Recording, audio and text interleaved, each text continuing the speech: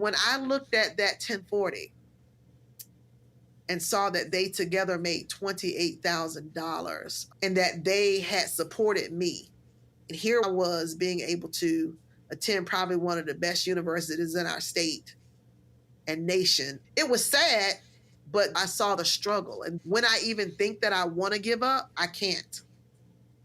Because people like this put their life on the line so that I could have better opportunities. And so those are the moments where when you ask yourself, what am I doing here?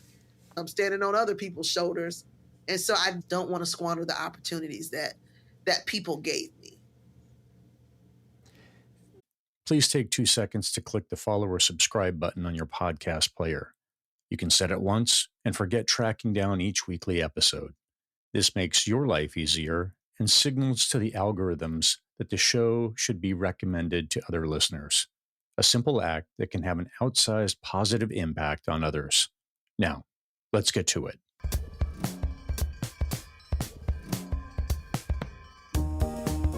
Albert Einstein said, "Don't think about why you question, simply don't stop questioning." Welcome to Curated Questions. I am your host, Ken Woodward. And these questions are not mathematical equations, but rather a resource to encounter personal reflection and growth. As Tupac Shakur stated, even the genius asks questions. Now, let's engage the questioning community. Greetings. Ken Woodward here. Welcome back to another episode of Curated Questions. Together, we engage inquisitive humans about how they use questions to navigate and make sense of our world. I'm a fellow traveler and pilgrim on this journey, and I'm glad you are here. Today's conversation is with Dr. Latorial Faison.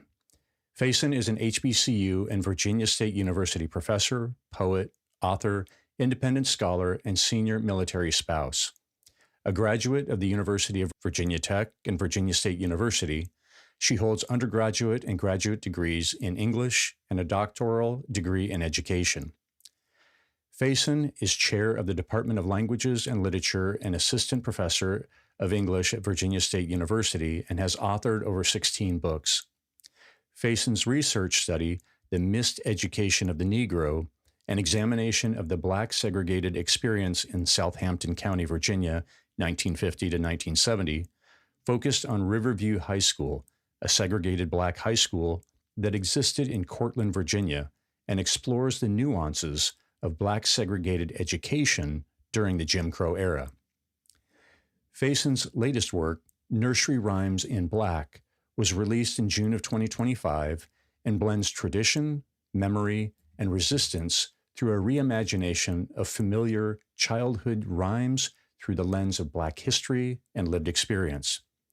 This volume just received a Pulitzer Prize nomination, the heartiest of congratulations. Not one to rest on her laurels, her next work, Blood at the Root, will be released in the coming months, which speaks directly to the historical and ongoing violence, erasure, and resilience that define the African American experience. Latorial, welcome to Curated Questions. Thank you, Ken. Thank you for having me. I'm excited to be here, to be in conversation with you today. This will be a glorious conversation, I am sure. So I always like to start at the same point, and that is asking, when did you first understand the power of questions?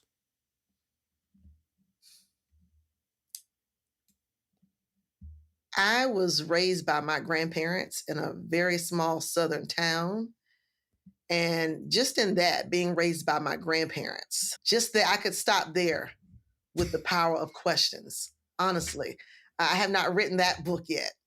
I've written about my grandparents quite a bit, but I remember being a child, probably as young as 5 or 6, and having been raised in a Black church, I was introduced to God at a very early age. And I just remember probably my first question was to God.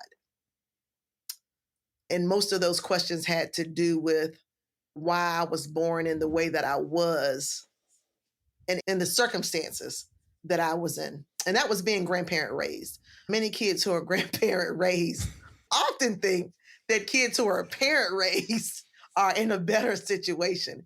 And so being a 5, 6, or 7-year-old, and I was around my parents I knew them, but it just didn't make sense. And then there are several things that came out of that experience. And being grandparent raised, I was fortunate enough to know both sides of my family because we were all in the same town. But just the circumstances, and I often wondered, why me? Why in that way? Why was my life on this trajectory? And so that was probably the first question that I asked. And there was power in that because when I look at my life and how things turned out, and I'm a self-reflector, so I was always reflecting. I did well in elementary school. I did well in middle school and high school and then college. And my grandparents were these hardworking people, not formally educated at all, but they were very wise. And so as I started to look at my life, I knew early on, I made a connection with the self-identity question and God. And so there was an innate experience or an innate knowledge that I was born with purpose and that I was born for a reason. And even though I gained a grasp on that early on, even as a kid, as life went on, because life happens, I still found myself asking that question. And not always necessarily of God, but just of myself. Why am I here? What is my purpose? And I think that there is power in that and understanding where you fit into the world, why you're here in a particular moment to experience whatever it is, joy, pain, whatever. And one of the things that I say in the beginning of this book, and it comes from a line, is that she who loves must learn to organize pain. Not only was that my grandmother, but it was also me because I'm 52 now. But I want to look at my life from the age of as early as 4 and 5 and 6. And as we start to understand things, that's what we're doing. We're organizing pain. And I watched my grandmother, hearing her stories, that she organized a lot of pain. And I got to witness that. But also in my 52 years, I also had to organize a lot of pain. And I think that if you can organize pain and move on and love, that is powerful. That's powerful. And so the question, who am I? Why am I here? That's a question I probably ask myself more times than I care to remember as a younger person. But as I grew older, I've asked myself that question less because with every decade, it seems that I've come to know exactly why I'm here, exactly why I was born that way, exactly why my mother was a teenager. And then I was sent to be reared by these two individuals in this particular town, in this space, at this church, with these educators. Everything means something. Please take 2 seconds to click the follow or subscribe button on your podcast player. You can set it once and forget tracking down each weekly episode. This makes your life easier and signals to the algorithms that the show should be recommended to other listeners. A simple act that can have an outsized positive impact on others. And so I think there lies the power of a question. And how did that, in you carrying this question with you then and revisiting? So I think that there's quite the beauty in revisiting a question because you've had a chance to just say early 50s. So over 5 decades, yes, you've had a chance to ebb and flow and dance with this question a little bit. Yes. So what has that experience been like for you as it has changed over the years? Or what emphasis on what syllables are, how is that working as there's been the different demands of even out of school with military spouse and moving around and the emphasis on raising? You got three boys, I understand. Yes. And also this work that you've been doing. What has that conversation been like? And what are the markers where you might have wanted to go back and revisit what that purpose is? Wow. Over 5 decades, I will admit that the questioning has not always been joyful. It hasn't always been positive. There have been times when I asked myself that question and I was in tears. Most people, I never see me cry. But when I think about the decades, so I made it into my 20s. And I say I made it into my 20s. And when I say I made it into my 20s, that kind of illustrates that there was some struggle there. in making it into your 20s, especially if you are thinking a lot about life and about family and about circumstances and how hard things are and how right after you get over one thing, there's another thing to get over. And out of my 20s and through college, of course, I went into marriage and then motherhood. And so with that, then you're dealing with your professional life. And I don't think the question has, sometimes I've asked myself that question in total like melancholy, like, especially when you feel like you failed at something. There are indeed a lot of moments. I always tell people marriage is probably one of the biggest decisions you will make in your life.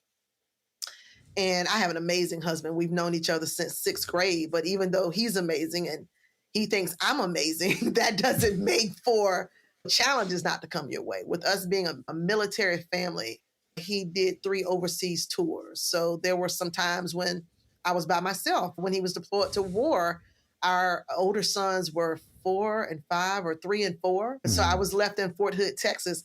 That was a moment that would make any young mom throw up her hands and holler and say, why me? Why me? Why now? But I didn't really do that. Those kinds of questions, I'm the kind of person I sulk and I move on, but I need space to sulk. I need space to be sad. I need space to ask those questions. And most us religious people, we say we have relationships with God and we believe that God hears us. But I think probably the tough question is a conversation that I'm always having with God. And then Intozaki Shange wrote those lines, I found God in myself. So am I having those conversations with God or am I having those conversations with me? And so when you ask, how have I found power? It's empowering for me to ask myself those questions. Whether it's every year, every 5 years, there's something about self-reflection and self-question that keeps me on track. Like now I'm taking on this new role as department chair. When I ran, as any politician does, when you run, you have all these amazing ideas that you put on paper. But then once you're in the seat, it's okay, where do I go from here? What do I do now? How do I best move and flow to affect the people that I'm leading? And so that's how I live my life. I don't think the question has changed for me as much. I think it's just as effective when I ask myself that question at 20, 30, 40, and 50 as it was when I asked myself at 7 and 15. I have always believed that the answers are within. I have always believed that the power and endurance is within. Now, it's probably a case of nature versus nurture. I've been surrounded by people who just never gave up. That was the story was you just keep going. You press through it. And so giving up was not an option. But I will say this, probably almost every time I would have to ask myself, why am I here? It was a moment where someone weaker may not have made it. And so I know I'm a very strong person because people give up every day. People give up every day. People commit suicide every day because they feel like they just can't go on. And so those were moments where I was probably there, but it just was never in me to give up. And there have been some challenging moments where I felt like giving up. Again, those questions take me back to, and you've always known from the time you were young, that there's a reason that you're here. There's a reason why you exist. And even in a moment where I can't understand, or a place, because we've been in a lot of places. I think about our military life and how we were just all over the place. And I'm a verbal complainer. My husband is probably the person I have most complained to, but he understands and he knows that the complaining is like venting, tossing things up. I don't know that there's ever been a moment where he thought I wasn't going to bounce back from something. But I'm a fire sign, and so I feel things. I respond. And whether it's something that's making me happy, sad, or mad, it's hard for me to hide it, let alone in my facial expressions, but just in my verbal responses. And so I've always tried to be honest with who I am. And I've always tried to understand what it takes for me to exist in the world, what it takes for me to press on or to succeed.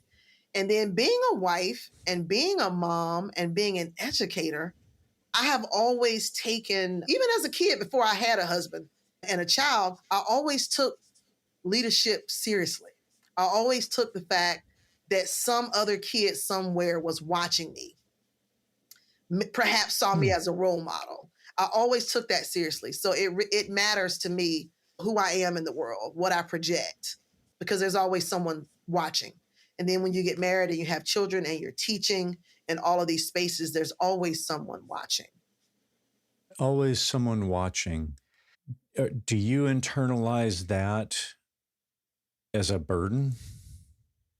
I absolutely do not. And I'm glad that you asked the question that way, because that question that you asked, that is a question in a way that I have posed to my students probably for as long as I've been teaching. But especially now that I'm teaching at an HBCU, and this is my second HBCU. I taught at Johnson C. Smith University down in North Carolina almost two decades ago.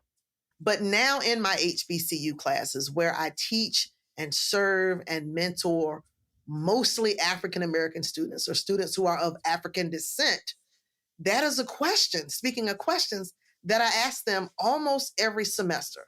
I teach about 100 students a semester. I won't do that anymore as chair, but I always ask the question, and it's phrased this way. How many of you feel that you have a responsibility to your race? You just asked me, was it a burden? No, I've never seen it as a burden. I was raised by people who were born in 1919 and 1932. And so they were always taught that in order to be an African American in America, in public, that you had to bring 100%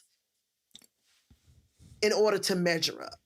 And I remember my grandma saying, as many other Black mothers and possibly white and other mothers have said this too, when you go out of this house, you represent us.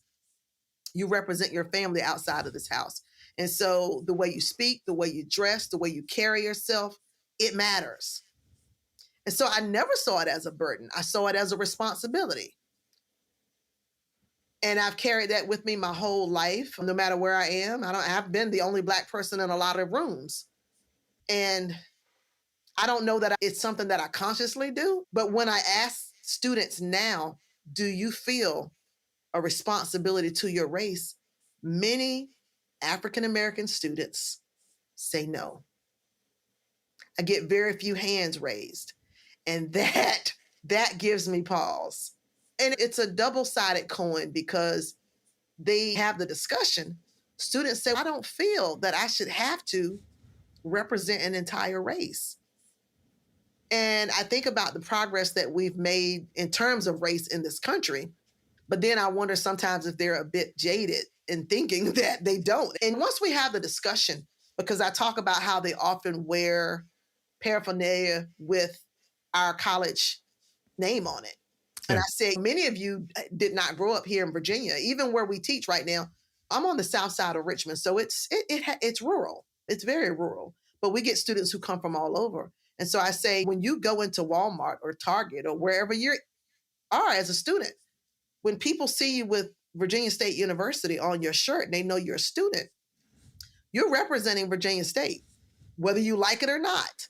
People are making assumptions about Virginia State University and the students that we have based on how you're carrying yourself in public. And so usually once we have this discussion, it's that a lot of them have not really thought about what it means. And some of them are actually representing their families and doing it, but I think never really gave thought to the fact that it's a responsibility or that I'm doing it. And we do have a responsibility to each other, to our families. But I think that is a conversation to be had. And I think it's a great place to start with young people, as we can't assume that everybody got the lessons that we got. And that was a lesson that my grandma literally emphasized every week. Whether we were going to church or a friend's house, I was just thinking about a friend of my grandmother's who was very strict. And when we would go over there, my grandmother would say, hey, don't get over there and ask for food because that'll give the impression that I didn't feed you before I left home. These are the impression mattered. And as a kid, like the students that I'm teaching, I used to think, oh, that's crazy. If the lady offers us a cookie or a lemonade, why can't we take it?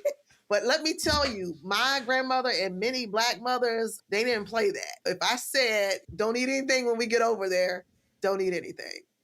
Because it did matter. There were people who would assume that, oh, her kids came over here and they ate up everything.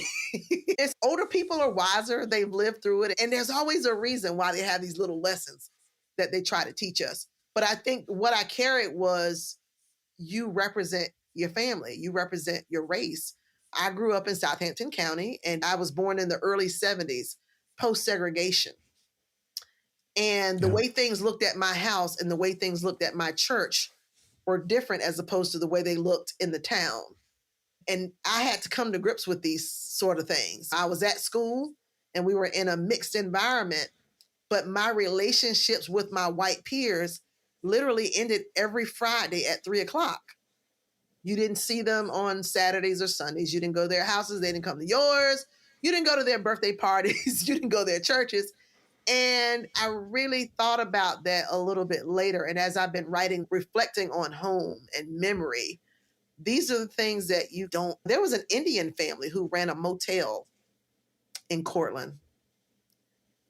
And now that I'm 52, and as I've been writing these things, I was like, I never took the time to go know that Indian family. I never went to that hotel, but I often wondered, gosh, I rarely saw them in the town anywhere. And they had children. And their children went to school somewhere, but not my school. So I don't know if they were homeschooled or if they were private schooled, but it's just very interesting when you look at a place like Cortland and how when I grew up, I share this with my students, everybody was Black or white. There were no other people other than that one Indian family. And then everybody was Christian or not. I think we had a population of Jehovah's Witnesses. But you didn't have the diversity of religions or religious thought. And you surely didn't have the diversity of races. Yeah. And so the word xenophobia was never a part of my life growing up in the rural South. That word kind of came into play when I went into college and there were all these diverse ethnicities and students from Turkey and the Middle East and Africa and various other countries. So it was really eye-opening. You leave the town and you have to look back and see this place that you thought was larger than life growing up. You have to leave it and you look back on it and you're like, wow, we were so unexposed. Tracking. Yeah. Yes. I didn't grow up in a town quite as small, but central Arizona, it's really white. And joining the Navy opened up my eyes to a broader spectrum of people and backgrounds, all those same kind of things that you just talked through. And it's a bigger world out there. It really is. And when I think about how I spent the first 18 years and you as in that space, and no doubt that space shapes you. That space shapes your foundation, your belief system, and then you keep living and you have to start questioning that belief system and that foundation that you had in these very early years of your life with the people who loved you the most. And I think that's probably, I don't want to say the scariest part about life, but I think that is certainly a hard part because sometimes we don't like to challenge what we've always known. And if it came from our parents, if it came from our grandparents, they must have been right. And so it's very hard, but I was one of those kids who challenged a lot of things early on. How did questions play a role in that challenging things early on? Were you just peppering? Let me start there because I got a couple follow-up. Let's see how it goes. I really wanted to know. My grandmother, I grew up in an era where the way they raised kids back then was you were seen and not heard. You couldn't be a verbal kid. But I was a smart kid. I was that kid on the honor roll until they thought I was smart. Probably wasn't that smart. I just remember some questions I could ask, but my grandparents a lot of times wouldn't have.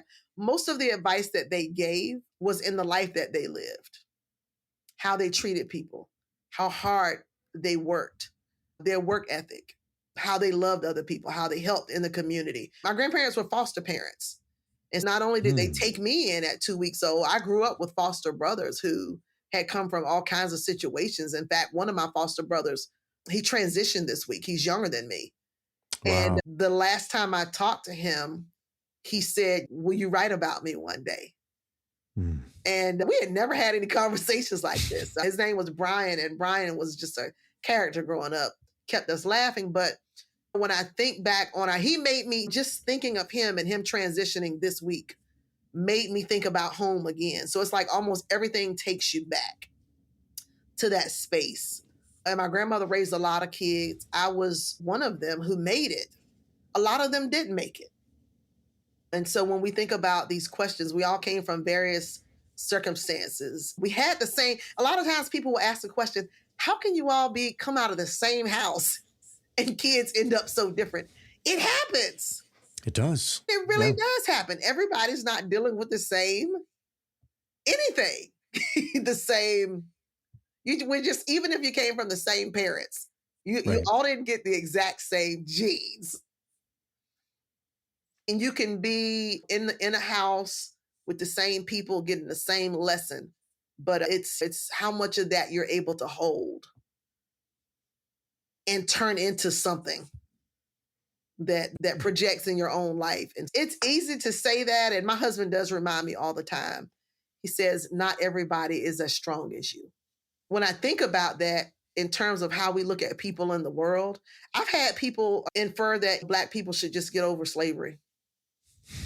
And they seem to think that people like me who succeeded in whatever way were able to get over it. But we haven't. It's just people internalize things differently. It's almost asking a kid who just lost their mom at 10 to get over it. Yeah. One of the kids may go on and do well and another one may not, but how we internalize grief is different. And so this entire book, Nursery Rhymes in Black, it is a collection of poems where I have worked through grief, because the poem that I wrote that started this collection was Mama Was a Negro Spiritual. And how that poem came to be. My grandmother at 76, which is not very old now that I'm 52, but when she was 76, she was diagnosed with pancreatic cancer. And that's a quick cancer. And she was gone in 3 months.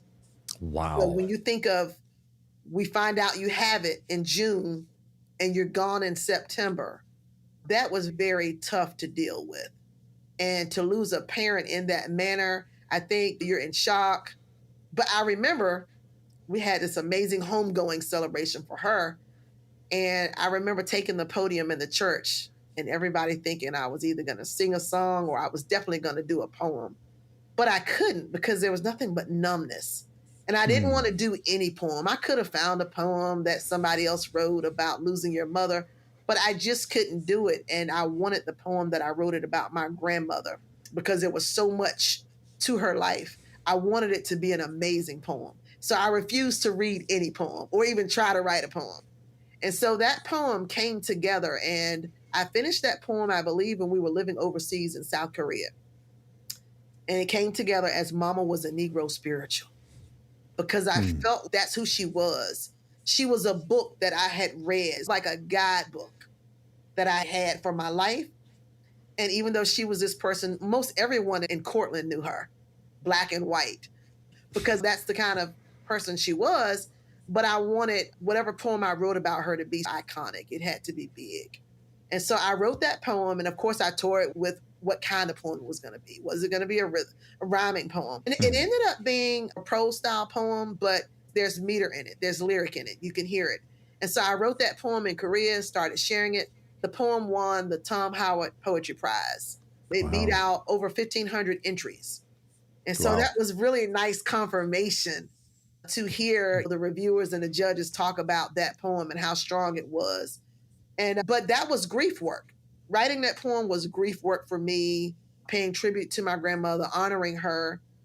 And so once I did that poem, others came about that experience. And that's really how this book, Nursery Rhymes in Black, came to be. And even though you're talking about family, if you're talking about Black family, racism is going to come up. Religion is going to come up.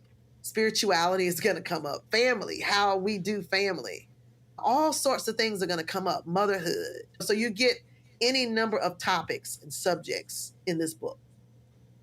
I've enjoyed reading through, and I do love the diversity and the richness of topic that you cover. And I look forward to spending more time with it as well. I've learned that anytime you're reading poetry, it needs to be out loud, listening for and experiencing it. So as I read this aloud, it was a joy to experience. Yeah, just in this poem alone, Mama was a Negro spiritual. I cover a lot of ground. And one of the things, if I may read this one now, is the way that it ends. And we'll talk about the way it ends. But I'm going to read the poem and then we can talk about how it begins, how it ends. Mama was a Negro spiritual. She was a good night prayer, a moon that shined down through my bedroom window. She was the alphabet, a Sunday school verse, a third Sunday gospel song to rehearse, a mostly misunderstood exchange of power, responsibility, and command. She was a black 73 Ford LTD, a Nottoway River crossing, a house filled with too many other folks' children, an orphan that life and death left behind to find, to give some joy. She was a funeral-going, everybody in Southampton County knowing, bad manner-destroying pillar of strength. She was a Friday evening ride to town, a Saturday morning cleaning, a Sunday go-to-meeting kind of human being. She laughed louder than Jim Crow's law and cried softer than God's peace. She was the secret I never told, the carrying of some other man and woman's burden. She was rare, uncut, black and picked up, ripped from some earthen mine, placed beneath a sharecropper's kind, to bear witness, to bear it all deep down inside. She was a black hearse, a deaf man walking, a raising and waving of tired hands. She was thunder, she was lightning, a heavy rain that fell in spring. She was a third grade education, small town syndication. Her house, a book, a good book, and she the words penned fervently, permanently on all its pages. She was a Ridley Road scholar, a kitchen where cooking got done and well. She was Miss Shirley, the lunch lady, bus driver, Sammy's wife, giver of too much self. Mama was a Negro spiritual, a hymn hum from inside a Baptist hymnal in an old rocking chair from a corner of our living room. She was a wisdom no man could whistle, a fancy no woman could fake, a journey none living in the now could take. She was an old-fashioned lyric everybody could lift their voice and sing. Thank you. So I begin that poem with she was a good night prayer, a moon that shined down through my bedroom window. And for as early as I can remember, my grandmother had me on my knees. I can remember probably from the time I could speak. And she taught me that prayer that most people teach their babies. And for me, it was now I lay me down to sleep. I pray the Lord my soul to keep. If I should die before I wake, I pray the Lord my soul to take. I was looking at a version of that prayer in someone's book this week, and they took out, or maybe their parents didn't teach it that way, the part that said, if I should die before I wake, I pray the Lord my soul to take. That was heavy. When you think about it, that is heavy. But I never thought about that as being heavy or scary growing up. But when I look in children's books now, when I see that prayer, I see that it's removed. And so my grandmother had that sort of presence. And being in that life and being raised in that environment as an African-American in this working family, you knew the struggle. We were taught that there was a struggle. It wasn't sugar-coated. And so just in that simple prayer, and then I end the poem by saying that she literally was a Negro spiritual. She was an old-fashioned lyric. Everybody could lift their voice and sing.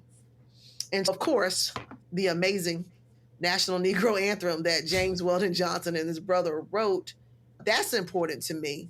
But so in this poem, I didn't even realize I was doing it. I thought I was talking about my grandmother in this poem. But in this poem, I'm not only talking about her, I'm talking about the place. I'm talking about Cortland. I'm talking about Southampton County, the road on which I grew up. And you get so many different images. And so when I look back, I told you that initial question, why am I here? Why was I born this way? You get to reflect and you find meaning in your origins. And so there are meaning in my origins. I'm proud that I came from Cortland. I'm proud that I was raised by my grandparents. Those are the things that you grow. And because life has turned out well, you can say these things. I can't imagine life didn't turn out well. I might not be saying I'm proud of these things, but there was a lot of positivity, a lot of strength, a lot of teaching, a lot of resilience taught in that upbringing. And so those are the things that we want to carry and capture with us, no matter where we came from, no matter what life was, no matter what people we were given to. I think someone said, you can't help to who you're kin to. No, you can't help to who you're connected to. Yeah. But I'm thankful that not everything about that life was absolutely great, but not everything about that life was horrible either. And that life did make me. That life defined me, shaped me, molded me. And I was able to walk away from it and make some pretty good decisions, I think.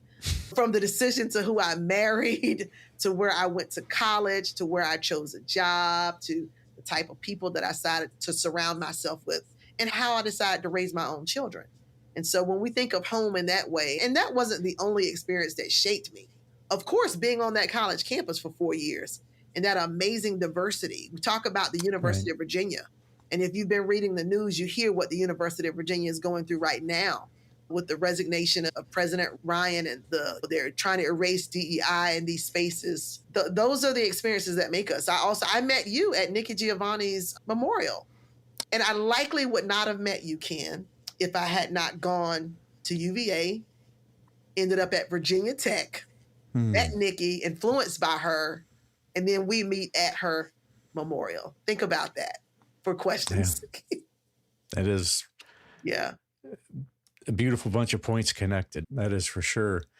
What is a specific smell or color that reminds you of your grandmother? Sweet potato pie. And it's probably not just one scent. My grandmother loved fried fish, so she fried fish a lot, sweet potato pie, but she also made a lot of cobblers. Apple cobblers, blueberry cobblers, cherry cobblers. So just the scent of food, there was always a food aroma because my grandmother was a cook. She drove a school bus. In addition to being a domestic worker and working in people's homes, she drove school bus and cooked in the school cafeteria. And probably her and every other Black woman at our church could cook really well. And so we lived for those events growing up. In the Black church, we had revivals, we had family days, we had all kinds of things, but there was always food. And so my grandmother could cook, she could bake, but those sweet aromas, you love to wake up to her baking on a Saturday morning. And she would bake for other people. I talk a lot about, I think I mentioned in this book in some of the poems, Ingram's Funeral Home. Okay. Ingram's Funeral Home was the small funeral home. It was Black owned in our town, and people die all the time. Like almost every week, someone's passing away. And my grandmother, they lived in that tradition where you had to go down to the funeral home and pay your respects. And so I was always in tow to the funeral home. And I didn't necessarily hate it because there was culture in these visits, because you weren't going just to view a body. You were seeing people, much like the way you and I met at Nikki's memorial, at Nikki's viewing. Yeah. But I would go with Mama to this tiny funeral home, and she'd see all the people from the town, and all of this conversation is falling off on me. But I remember when people passed away in the Black community, everybody would bake food or take food or make food to take to the house. And their food was a huge part of life. At home, at church, every summer there were family reunions to be had. I can't even believe some of the things that I mentioned in this book. When I grew up, there was a family called the Butts family. They don't even know they're in this book. But there was a family called the Butts family, and they lived on the Wakefield Road where my maternal grandparents lived. But they lived up in this big field that it was like a cornfield. It was a big old house. But every 4th of July, they would have a big old 4th of July festival. And everybody would go. People would just go. They would have a DJ. They would fry fish. But it was just the thing to do in the country, to go to the Butts 4th of July cookout. Gotcha. And those people are no longer there. Their son lives there. But I was thinking how I mentioned that in this book. I mentioned that was the highlight of a summer, to be able to go to that reunion. Please take 2 seconds to click the follow or subscribe button on your podcast player. You can set it once and forget tracking down each weekly episode. In 2023, I went back to my hometown, a place I grew up from 2 to 18. I hadn't spent any time there since I had left for the military in December of 88. And there had just been a longing to go back.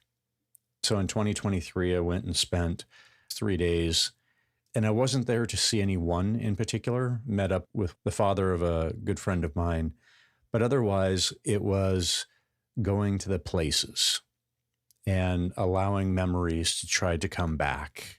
In many cases, absolutely correcting memory, because I had one view. I could have drawn out a map on the way that it looked, and I got there and not at all. Totally different. Not at all.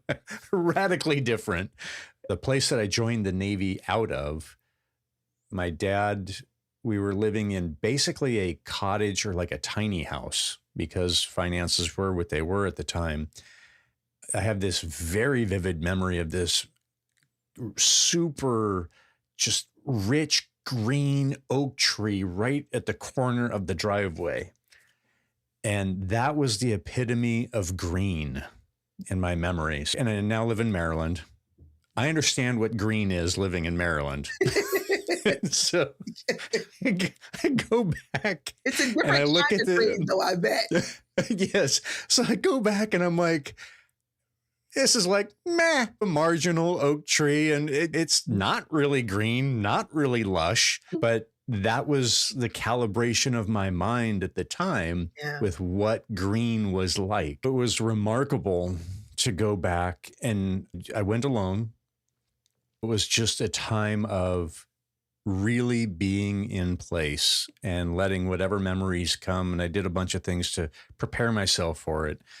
But I hadn't been back there since. And as I talk with people who either around their hometowns or spend time with high school friends, and they've been friends all these years, and they're like, it's just a completely different experience for me. Yeah. And so there's a form of jealousy, or just, I know that I missed out by moving away. And there's been a bunch of glorious things. It's been a full life, but those connections, they're just not there.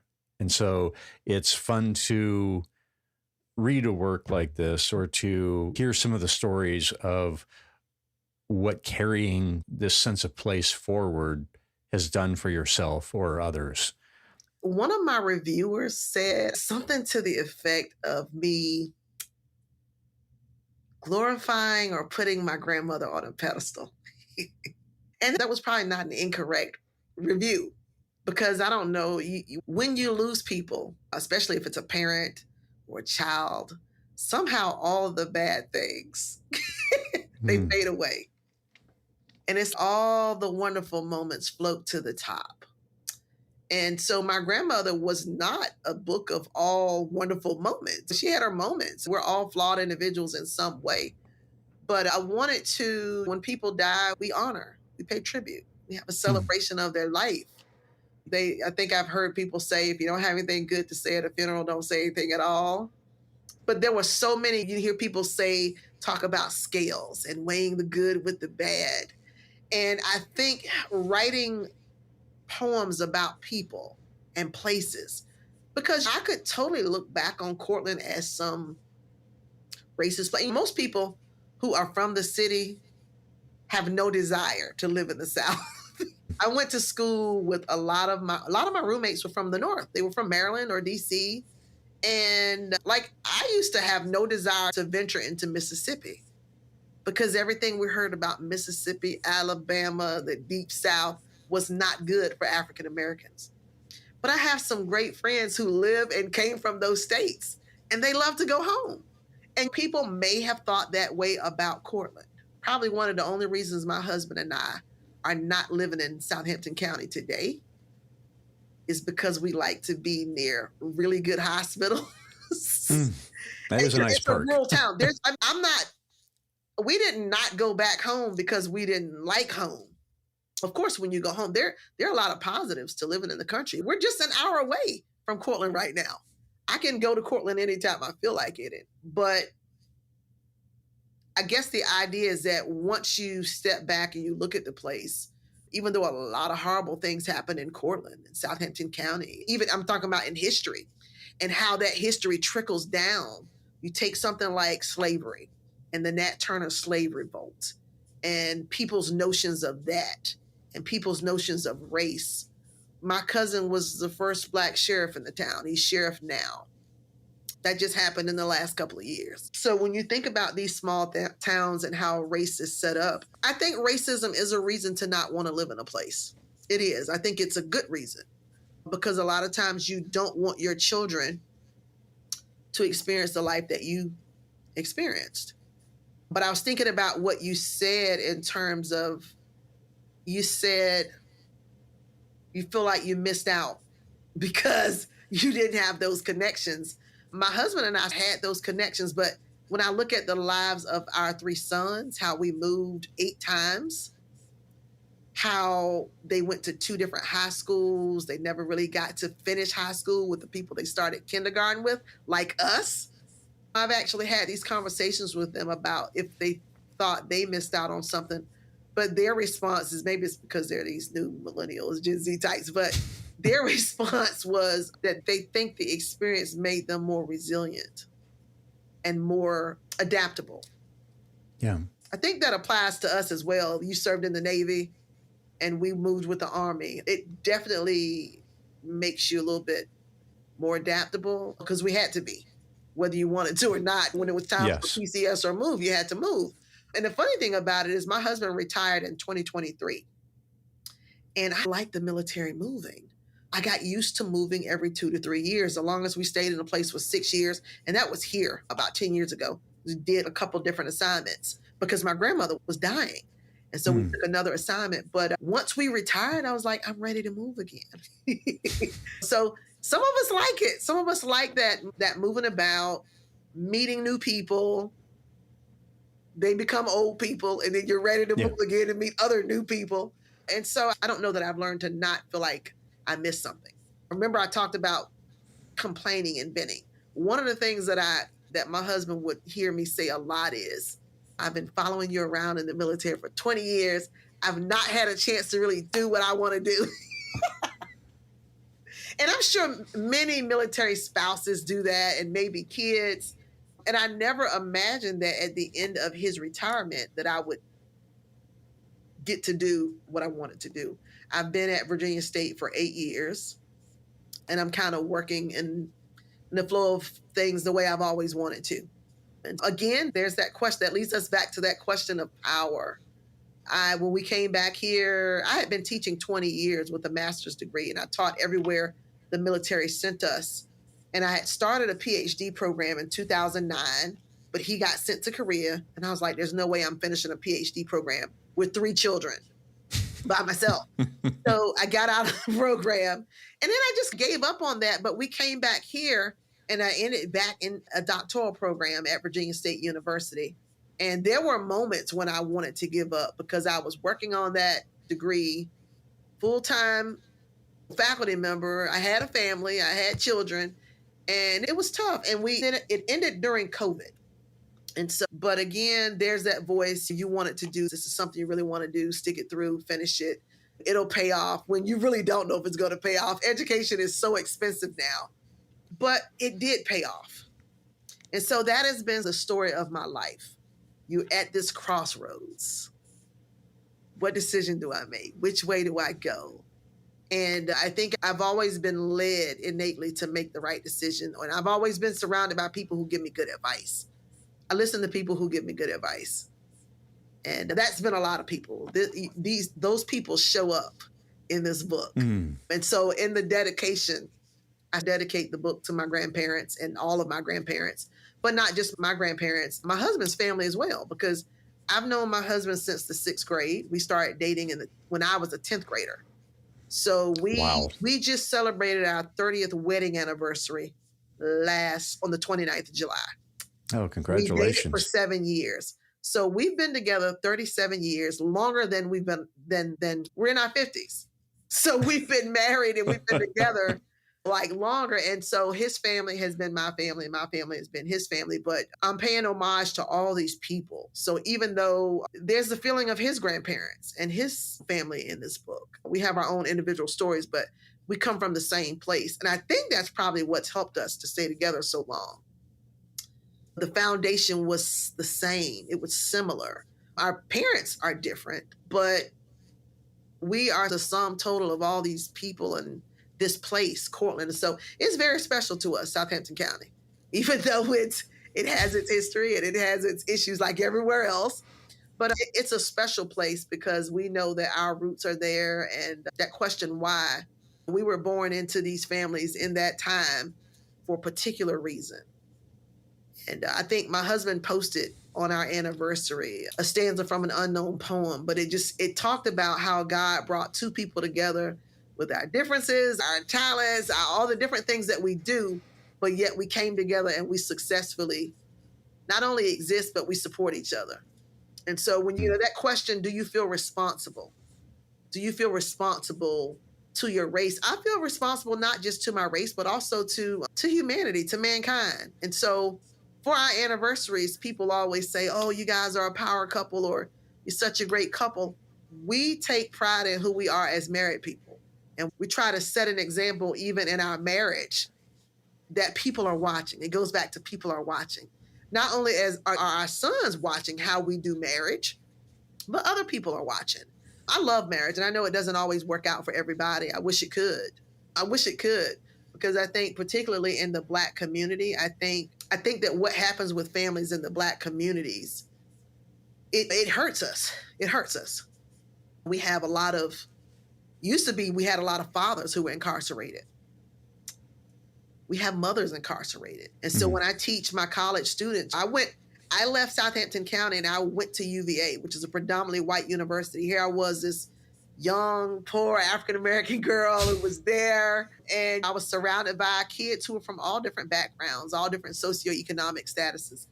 But when I look at the students that I teach, and they come from various backgrounds as well. Some of them come from two-earner households. Some of them come from affluent families. Some of them come from struggling families. But many of them will share that they didn't have that family growing up. They lived from foster home to foster home. Wow. Or a parent is incarcerated. And not only that, it's heartbreaking to watch. I know people lose their parents as a young person. But I have college kids who have parents in hospice. And they're trying to do school and they're trying to take care of parents. And I've had at least 3 of those in the last year. Wow. And when I watch students working at school and at a job and trying to do that, it's hard. And so when I look back, even though my circumstances were what they were, when I went to college, I didn't know how much money my grandparents made. And this was 1995. And I remember going to the financial aid office in 1995 because I had to go take their 1040 in there for income verification for me to get my financial aid. And I remember opening up the envelope because our tax preparer had given it to me in an envelope. And when I saw that my grandparents together were making $28,000 in 1995, wow. I literally cried walking to the financial aid office. Because I'm like, here are 2 people. When I look at their history, my grandmother was literally orphaned because her mother passed away when she was very young, like a toddler baby. And then she went to live with her uncle and his family. And then she had the tools of being able to cook and keep house. So she's working in white families' homes. She connects with my grandfather because that's her way out of that house. They move into a house with a man who is very ill. And my grandmother takes care of him. So the man leaves her his house. And that's where they grew. And that house went through several different restructurings and additions. And that's the house that I grew up in. Okay. So initially that was a 4-bedroom house. When it was a 2-bedroom house when they first got married, and gosh, this was probably the 50s. And then it was 4, and then the house that I knew was so different from the one they first moved in.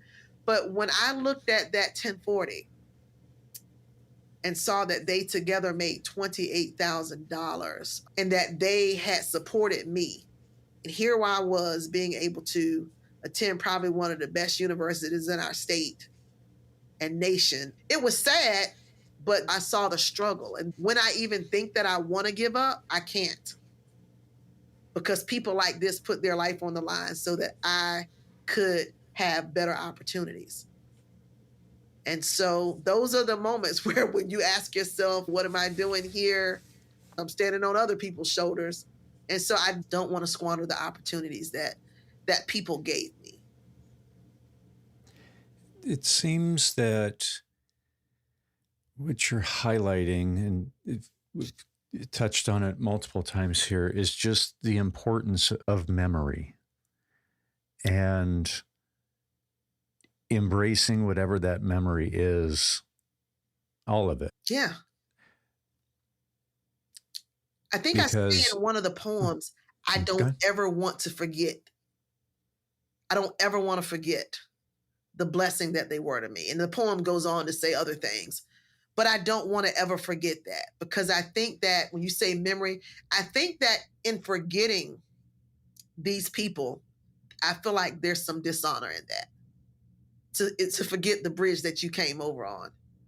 And there's a poem near the end of the book where I say, I don't want to ever forget your strong hands or the sacrifices that you made. I don't want to forget those things. The food.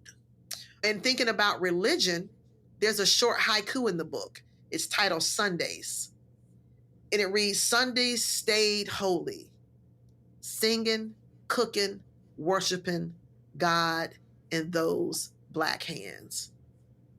And I think that haiku came about because I read somewhere, it might have been on social media, where someone was talking about God. And they were like, God to some people is the people who got them over, or the people who really sacrificed all for them. And so some people might say that in this book, I tend to glorify my grandmother or these grandparents. But when I think about the choices that they made, some of the choices that they made were not choices that I would likely make. Like right now, I don't know that I could take in all those children and raise them. That's a very selfless thing to do.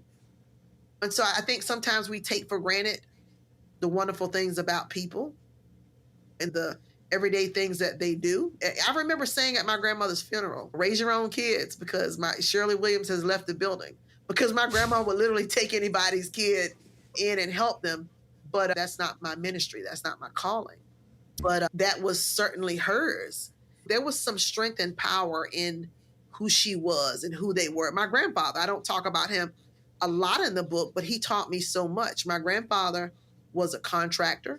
And the same way that my grandmother worked in these homes, cooking and cleaning, my grandfather worked in the homes of white people who lived around us, but he worked their farms. And so I can remember being 4 and 5, and he would take me on the tractor with him to Mr. Pete Ballard's farm, who was up the road. And so I have all of these wonderful memories, about him.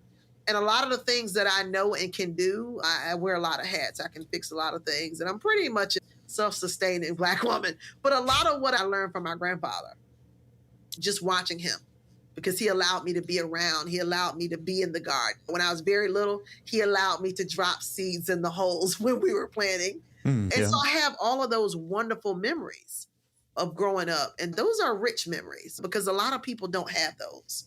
A lot of people just don't have those kinds of memories of home and family, very humble beginnings. But it was one of those situations where you didn't even know you were poor. You didn't even know you were poor until you got out of that environment and you saw what the rest of the world was doing. And how fortunate I was that here were these two people who made less than $30,000 a year. And I always had the best. I was that kid that everybody loved. My other grandmother, who lived just down the street, my whole family was very integral in supporting me. And so I'm just very fortunate to have had all of them. And so in upcoming books, I will write more about my other grandmother. They were very different, but rich in character and happenings and circumstances. But these are the things that Toni Morrison novels were made of.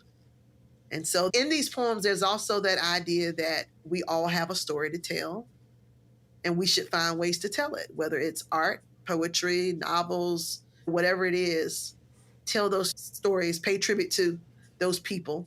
And I'm sure you, in the work that you do, because you've been talking about home as well, bringing that memory to the forefront, I think is important. Yes. Over the last little bit less than a decade, there's been a lot of undoing, rebuilding, looking and asking questions that I didn't dare to ask before. So there's been an interesting journey on my end. Yeah, because for nearly 5 decades, I wouldn't ask the questions. And now I'm getting a chance, or now I'm doing that. And it's painful, but necessary and beautiful on the other end. Mm-hmm. So this has been, yeah, a remarkable thing. And one of the poems in the book, I'm thinking about what you said about my poems really capturing more than just about race in there. There's a single poem in the book that I always thought kept this manuscript when I was shopping it around from getting noticed. And the poem in the book, because we talk about my grandmother and we talk about her she was this great individual to me and a lot of other people. She had her flaws. And so one of the poems in the book is titled Abominations. And I don't know if it's a standout but it reads, Mama said this about bull daggers. There was shame and scandal, something to carry down in history. She grabbed my little hand, hurry on by. The lesbianism, somehow I'd inhale it, get it in my central nervous system and die. That poem sticks out, but every time I read it, it's so real because I remember being 5, 6, 7 and learning about, I don't even know that I was learning about homosexuality, but that's a memory that I have. And just because we are where we are now, I refuse to leave that poem out of this book. And so for a long time, talking about questions, I wondered whether this question, a lot of my friends in the poetry and writing scene are gay, but I often wondered if this question or if this poem was offending gay people, because that's clearly not the intent. For this poem to offend gay people, this was an experience that I lived. And I wanted to kind of chronologically put it in this book. Because if I'm writing about my grandmother, and I like truth, I believe you got to be true to yourself. Shakespeare said it, to thine own self be true. But this is also a side of her. But it's not just a side of her. It speaks to how people viewed homosexuality at the time, or gay people. Yes. This was the 70s. Yeah. So I think I like this poem because it's short. It gives that Lucille Clifton-ness. Because Lucille Clifton wrote some amazing short poems that pack everything into a little poem. But I like this poem because it allows us to have a conversation about homosexuality and how our elders saw it and how that was projected on us. And that's how I saw it. That's how I saw my grandmother reacting to gay people. And in getting this book out there and getting this manuscript out, I also thought, this poem might be, I don't know if it's offensive. And I never asked not a single one of my gay friends if they found the poem offensive. I never asked. Because part of me about being a writer is I don't care what other people think. I don't think you can be the best writer. I don't think you can write what you want if you're constantly worried about what everybody else is going to think about it. Just write it. Some poems that you write, you're feeling it in that moment. 20 years from now, you may not even be feeling that way. But that's one of the advice, that piece of advice that I give to other people. Don't worry about what everybody else is going to think. This is you. Just be genuine you. And if they don't like it, they don't like it. But I remember when I was pulling this book together and it won the Permafrost Prize in 2023, University of Alaska. And I started working with University Press of Colorado because they were putting it together. And I remember thinking, I need someone to write a foreword. I need an introduction to this book. And I had wanted to ask Sonia Sanchez. Nikki was ill, and so I was not going to ask Nikki. And I was in a program with Sonia Sanchez virtually. And I remember asking a friend of Sonia's, I would really like to get Sonia to write something about this book. And she said, you know what? You don't need to get Sonia. She said, Sonia's an older poet. She said, honestly, I think you should get a young, new poet to write your foreword. And I was like, I hadn't thought of that. I've been self-publishing for 20 years, but I wanted to do something different with this book. I wanted to do it a different way. And when she said that, I was like, I got the perfect person. I was thinking Ariana Benson. She is this amazing up-and-coming poet. She won the Cave Canem Poetry Prize. In fact, she beat me. Her book beat my book. Her book is Black Pastoral, and I love it. I love her work. And we had the chance to meet at the Phyllis Wheatley Festival. And then we had a chance to meet at AWP. And we had developed this. She's also from Virginia, Ariana Benson. She's from Chesapeake, Virginia. But even in asking Ariana to do, and Ariana doesn't know this because we never had this conversation. Ariana is a gay poet. She's in the gay community. And when I asked her to write the introduction, I did think, oh my gosh, what is Ariana going to think of this poem? I can understand that. I don't want to offend her. But I think people are not that shallow to understand that it's my work, it's my experience. And I don't think there's the intent in the poem to offend. I think it's just telling a story. And poets and creatives know that. And so I was like this, waiting for Ariana to give me, she was getting ready to take a job at Spelman University where she graduated from. And she's, I think I can do it. And I'm like, thank you just for saying yes. But I was still like this when I was waiting to hear her response. And you read the introduction. You read her introduction. Yeah. It is absolutely, just reading it, I got teary-eyed when she sent me that introduction because I don't know Ariana well enough. All that I know about Ariana is what goes into a 50-word bio. She's Ariana Benson. Yep. She won this. She's a eco poet from Virginia. She's LGBTQIA. That's all I know. But she read these poems and she poured her heart into that introduction.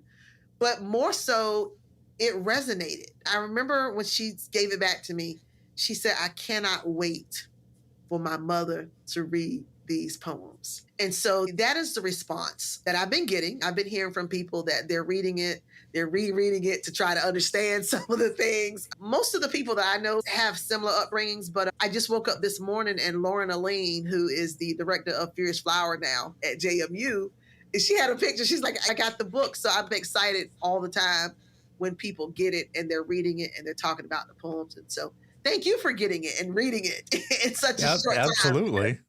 Yes. But that is the hope for this book, is to tell this story. I have not written a novel yet. I've written short creative essays and I would love to, but I think I need more time, more patience, and more of a sound attention span to write a novel. Poetry works for me. Yes. Yeah. Yes. Clearly. And yes, you keep putting out amazing work. Yeah. I guess there's a decision to make to deviate from what works and what's bringing you joy and the rest. But at the same time, it is working for you. Now, I did deviate. You mentioned the miseducation of the Negro. Yeah. I don't know if that's where you wanted to go or talk about or mention it, but that was a deviation. Yeah, no doubt a significant deviation of time and effort and the like. All right, let's do that. And then I'll come back with something that I want to touch on. Okay. So how did questions work in that research for you? How were they a part of your journey in doing that research? Man, the research, if you work, anybody who's ever worked on a thesis or PhD, the professors make you have these questions that drive the research. And I guess I can say this, the whole reason I did the research on this topic was because of this whole upbringing in Cortland. I remember growing up, most all of the people that I knew had gone to Riverview High School, but there was something about them. They acted differently. They were, I don't know, Black people on another level. They spoke well. They dressed well. It was the way they carried themselves. And so I used to wonder, what is it about that school that made them, they were just different. And of course, as I went to college and I got to see the differences between the different types of educations, and I had always wanted to research that group. So I ended up in this doctoral program. And I'm thinking there's got to be a way for me to pour research into this area. And one of my professors had done research on freedom schools down in the South, the 60s, through all of that. And I wanted to talk about segregated education, and I wanted to use Riverview High, where I grew up, as a focal point or interview that population. But the questions that I had was, being an educator for over 20 years, seeing how students have changed and seeing how Black students, we talk about asking that questions, do you feel responsible for your race? Seeing how we have changed as African-American students, our children, I wanted to go back and research that era. And so some of the research questions that I had were, one, what did Black educators do? What did they do in those classrooms to motivate African-American students through Jim Crow? That was, I wanted to know. And then there were questions that led to culture. Were they providing culturally relevant teaching? Was that a key? I wanted to find that out, which some of these questions I felt I already knew the answer to, but it was a research project. And then one of the other questions was, what can we learn from that era? What can we learn from the students? What can we learn from the teachers? What can we learn from this totally Black, segregated education experience to transfer it into the now, in terms of pouring into not just African-American students, but all of our students? Absolutely. So those were the questions that drove that research. The pedagogy, what the students thought of those teachers, what were they doing? How was it culturally relevant? And then how can we use that now? So those were three questions that drove that research. Those were the three. And when I found out, I interviewed 16 people who had graduated from Riverview High School up to the 70s, to when that school was no more because of integration. And in fact, the oldest member that I interviewed, she just transitioned this week. My husband went to her funeral yesterday. But she talked about being in that school. And even though they were there at different times and graduated in different classes, the resounding truth that came from that research was, our teachers, our Black teachers, treated us like they loved us. We knew they loved us. We felt safe in that school. We felt safe in that space. The teachers were an extension of family. These were people that they often saw at church or in the community. If they weren't doing something right, a teacher would pay a visit to your home and talk to your parents. If you were having a hard time because your family was a farming family, because many students who were in farming families, you had to work the farm. A lot of times you didn't get to go to school. So we had students who were missing tests, missing events. One of the stories that I recalled was when the star football player, the school was going to play for the championship, and the star football player was not coming because he had to work the farm. So the student that I interviewed reported that the coach took the entire team to that student's house to help with that farm work so that he could be able to go to the game. And they won the championship. Wow. That's just one of the stories. One of my other favorite stories to tell from the book is where we want to take a deep dive into the racism of the time. One of the students was one of a lot of children. He had maybe 10, 11 siblings. And you get sharecroppers in this book. They were sharecropping. They were living on somebody else's land. And the white man who owned the land told his father, I want your sons to work the farm. And his father told the owner, my sons are not going to work the farm. They're going to go to school and get educated. Because his father would not allow them to work on that farm, the owner put them out. They had to go find someplace else to live. And the family that replaced them on that farm, because they had a lot of children as well. And those children ended up working that farm for that farmer. And only one of those children graduated from high school. And that was the very youngest one. And the individual that I interviewed, he said, had my father not valued education, that could have been me. That could have been me and all of my siblings. And there's racism in that. There's poverty in that. There's everything in that. But these 16 people, and I only was able to interview just a small subset, but every single one of them had a different story to tell. So in that book, The Miseducation of the Negro, it's really, you're getting my whole dissertation, my whole study there. But in chapter 4 is where these stories unfold. And I will probably publish just that chapter alone, because beyond that book, I was awarded a Virginia Humanities Fellowship to collect more stories, because I love hearing those stories from Jim Crow in my area. So with the Virginia Humanities Fellowship, I was able to expand it, the research area. I interviewed people from all over Virginia. So I got people from Suffolk. I have people from Emporia. I had people from Newport News, Hampton, and just to hear the different stories. It really breaks your heart. But when you see that these people were able to not succumb to the racism, to live through it, and not just live through it, they succeeded. Most of these people went on to do amazing things. I interviewed a GS-15 who had worked her way all the way up in the government. I've interviewed military folk, educators. Some of them have PhDs. Some of them are pastors. They were able to, in the face of all of that adversity and all of that chaos of Jim Crow, and you're talking about racism on top of poverty for many of them, colorism, being denied access and entry into these spaces. I think our young people can learn from that, because our young people today have their fair share of things that they have to overcome. The racism is different. The poverty is different, but it's there. There's so many other issues right now with our children to include all of that. So I always say that for many young people today, like, the problems are compounded. I feel like it's a Rubik's Cube. You turn this way, you got another problem. You turn this way, there's another problem. And then you add technology and all the distractions. And it's a wonder that our children are, many of them, able to function. And I see it. I see the struggle. I see the struggle to concentrate. I see the struggle to exist. I see it in students that I teach. And it's getting worse year by year. But I first started teaching in 98. It wasn't the way it was now. And here we are in 2025. And I feel like the issues are just, sometimes it's too much. Yeah.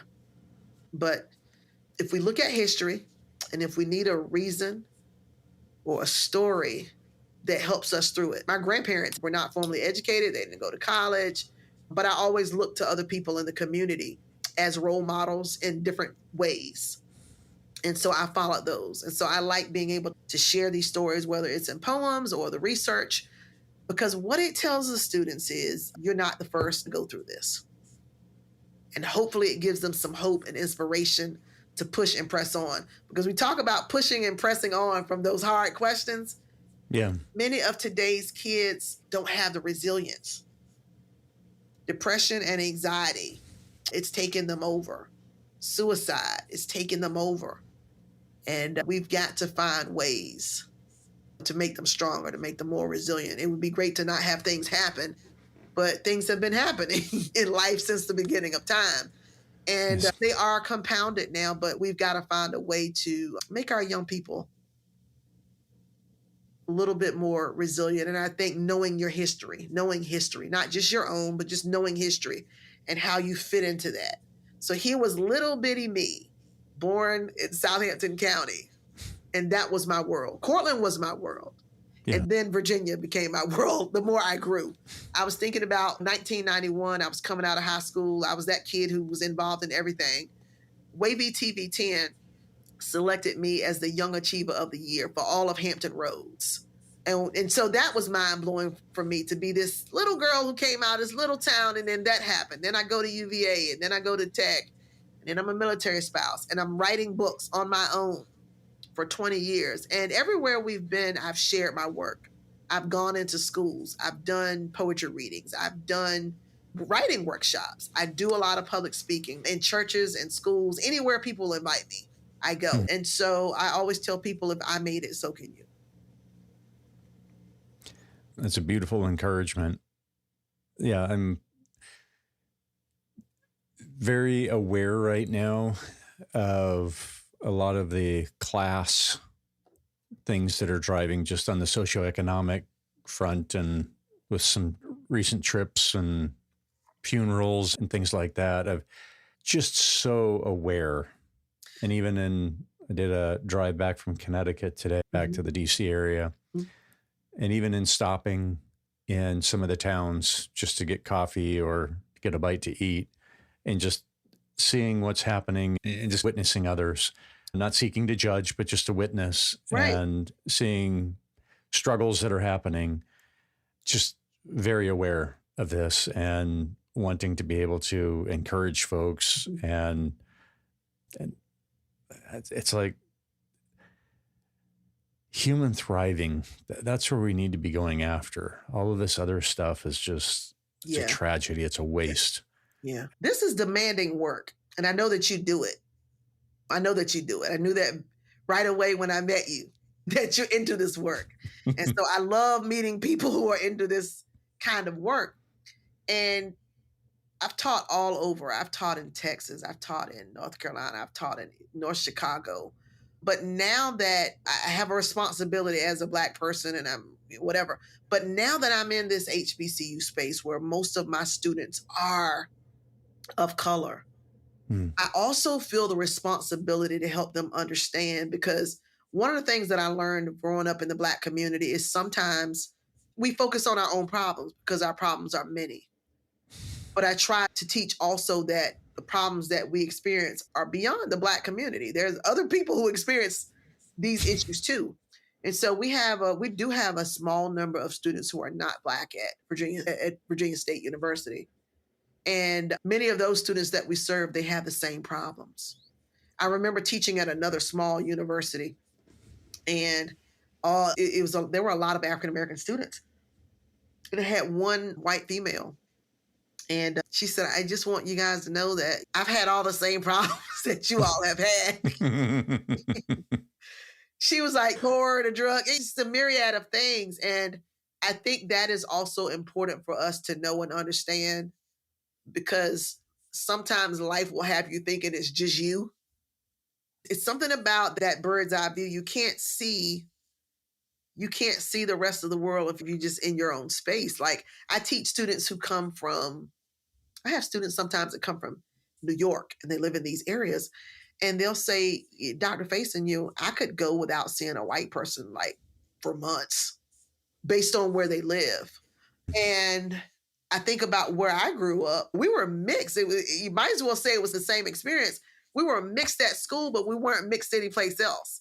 And so when you think about the kinds of lived experiences that people have, that kind of shapes what you think about race. And if that's the experience that's the only experience you're going to have your whole life, it says a lot. So I always tell the students that I teach, get to know other people, get to know the students from the city, get to know the students from the islands, get to know students who have different faith than you. Yeah. Get to know students who don't like what you like. Get to know the quiet students, because in getting to know these other people, you get to hear their stories and what shaped them and what made them. And you'll see that you're different, but you also have some things in common. It's almost like being able to travel without going anywhere. Yeah. When you meet a new person. And you'll see young kids when I got to UVA, I was not shy. I remember there was a kid from Turkey named Alper. And Alper used to come to our room and talk about everything. And we loved it. We really wanted to meet and mingle with other students and learn about their cultures and just everything about their life. And they also wanted to learn about ours. My roommate grew up in DC and I grew up in the country. And so we were different, but we're still friends to this day. All of my friends from college were in my wedding, and I was the first one to get married, of course. But there's something to be said about diversity, and to see what's happening with diversity, equity, and inclusion right now in this country. It's a tragedy, because there really is beauty in that. There's power in diversity. And to think that we have not just people, but that we have leaders who don't value that. It's scary. What we're experiencing is scary. It really is. Like a horror movie where nobody really knows what to do. People are doing things, but it seems to be like not enough. And I know older people who are just feeling hopeless right now, that their children and grandchildren are about to inherit a world that we all thought we had put to bed. Yeah. This Jim Crow that I talk about in some of my poems and in my research, this seems to be the place that these folk are trying to have us revisit. And it's very scary, to say the least. Yeah. Yes, it is. And so I realize I'm talking with a doctor here, and I'm going to bring up a reference that probably is not in any of your research that you've used for professional work, but It's okay. in the hotel room last night, we watched a little bit of Indiana Jones. So, Hey, I like Indiana Jones. this is the Crystal Skull one but in any event, it's got me thinking about just the long arc of history. And I also saw a video clip from Joshua Doss, who's an amazing guy. He does polling and such. And he was talking about how in 25 or 30 years, you won't be able to find, no one will confess to being a MAGA person because all of this stuff will be revealed. And then it's like people go, oh, those were crazy days. That is my hope. Yeah. Yes. So the combination of Joshua Doss's comments, because he referred back to posts, like you did a couple examples, but like Martin Luther King Jr. It's like, okay, great. After Martin Luther King Jr. was murdered, and then a couple decades later, it was like, he is this great man. In his day, he was hated. But then there's this shift that happens. Then same kind of thing with before the civil rights movement, where because people were lynched up until 1970 or 72 was the last lynching. So as we look back at that time, people would go to picnics and watch these murders happen. Yeah. All of those people, they're grandparents now that were sitting on the blankets. Yeah. So they didn't go anywhere. But today, if you found some of these grandparents that are bouncing their grandkids on their knee and you talk to them about it, I doubt that have it on their resume that this is what they did as kids. Yeah. So it's the distancing. So I think that we're probably going to see something like that eventually with the MAGA crowd and the things that are going on. Because I just saw that Smithsonian pulled down Trump as someone who was impeached because he didn't like that. Yeah. And it's the truth is going to come back and be presented. You can't hide from it. And then back to the Indiana Jones thing where it's like a long time can go on and like literally Trump's name is not going to be remembered for forever. Yeah. It'll get for even all the power and the bluster and the damage that is happening, it'll get forgotten. No one thinks highly of dictators. No. And that's who he is. I once said that, and this was before his reelection, I had said that I felt like everything in this country would have to be undone and started again. I'm talking about the education system, the health system, even our Constitution on how it was constructed. But that seems to be what's going on. That seems to be where we are. I don't think that's his intent. His intent is to do some other things. But I feel like when thinking about supernaturally and how things like naturally happen, I feel like this is the great undoing of everything. And I feel like we're going to get to ground zero at some point. I wish it were tomorrow, but I feel like at some point we're going to get to ground zero and then we're just going to have to rebuild back up. And when we rebuild, we will do it even better than we did before. That is the hope that I have. And sometimes people say it's hard to have hope, but I do have hope, even though it's ugly, what we're seeing, what we're witnessing, what we're experiencing.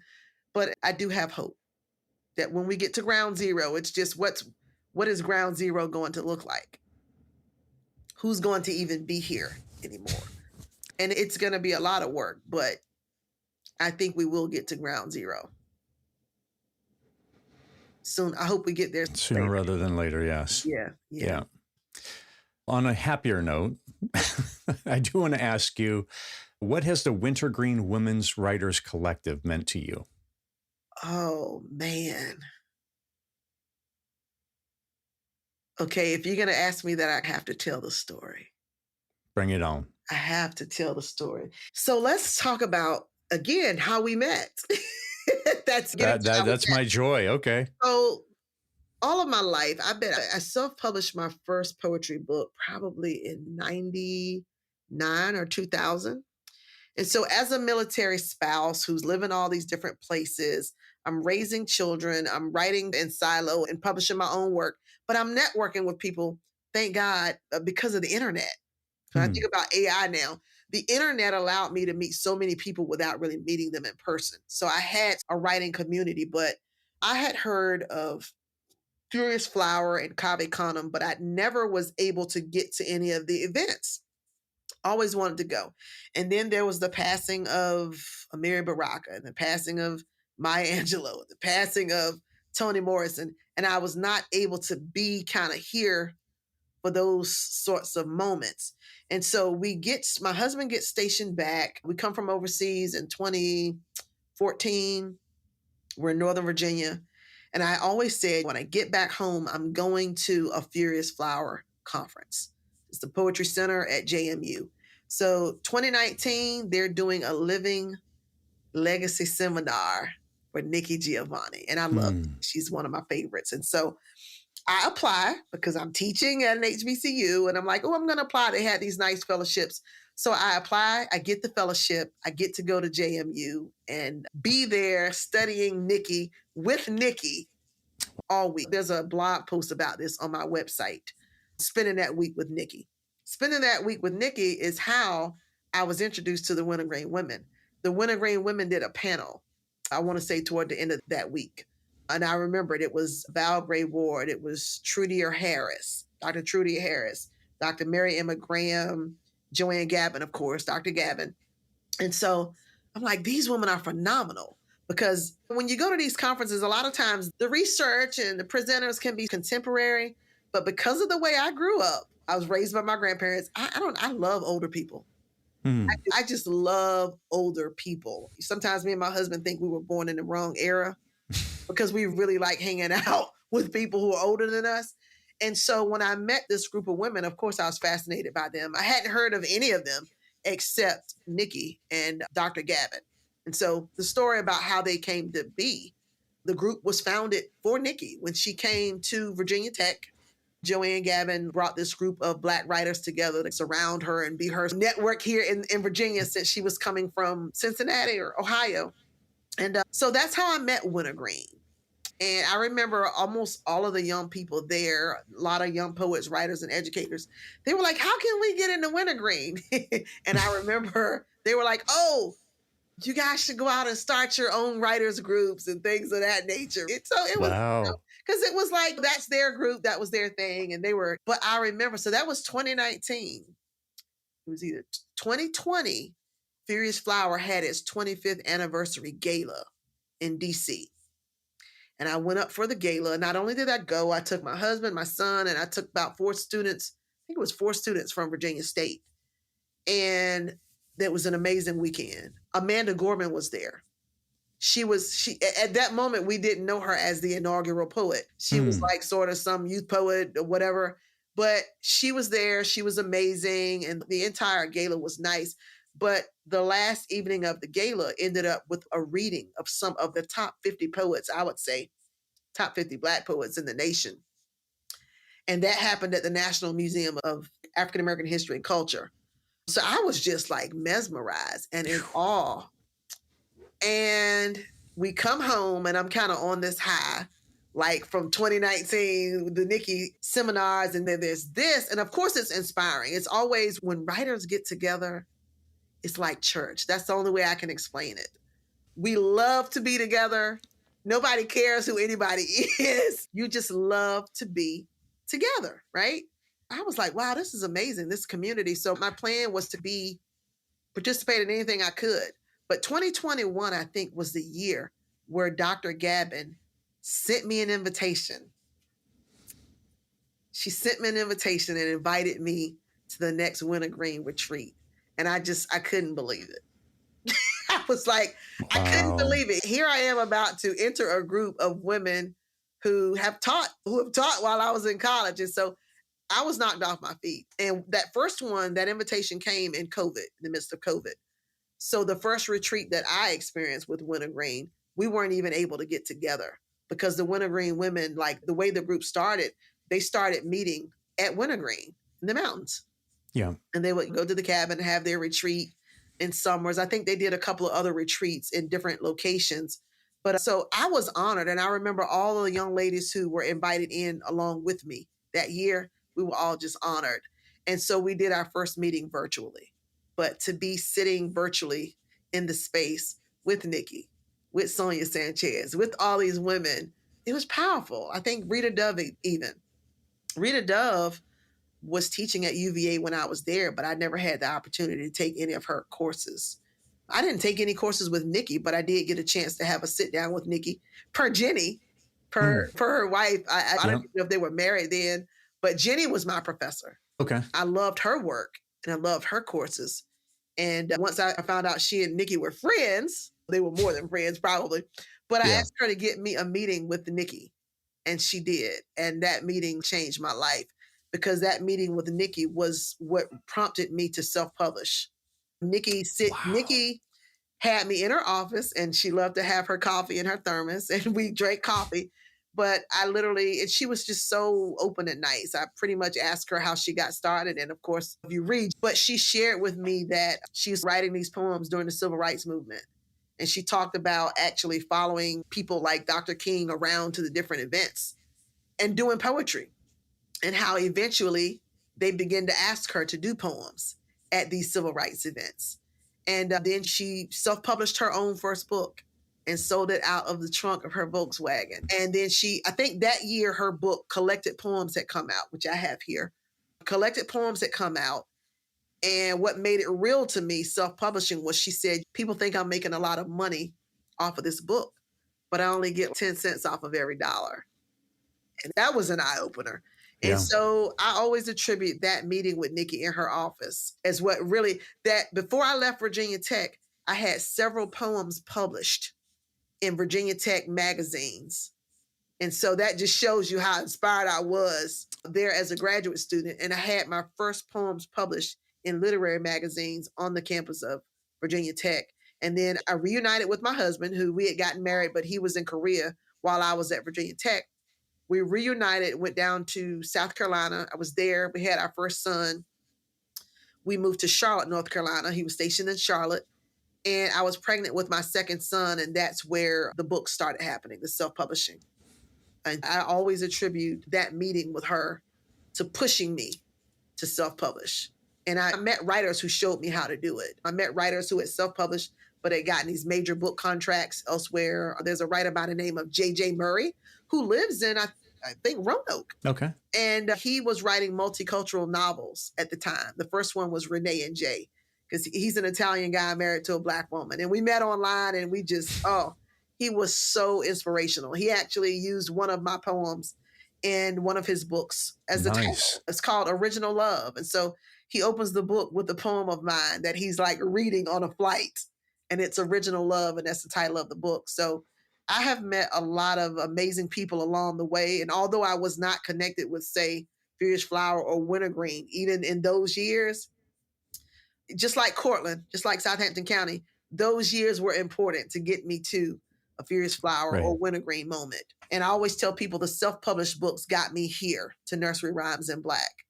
Without those, I wouldn't get here. But Wintergreen, I love that I've been fortunate enough to be invited into that circle of women who write. We just came off of our retreat. We went to Curie Beach this year. We didn't go to Wintergreen. We went to Curie Beach, North Carolina. Once when I saw you at Tech, the very next day, I believe it was, after you and I met, Dr. Gavin asked me if I would be the retreat coordinator. And I accepted. And then I got invited to be on the board for the Wintergreen Writers Collective. So Wintergreen means an absolute lot to me. I count it an honor to be able to be a part of the group, but not only that, to carry on the legacy of the group. Nikki was the reason that group was formed, but Nikki wasn't a selfless person. She loved these women in this group.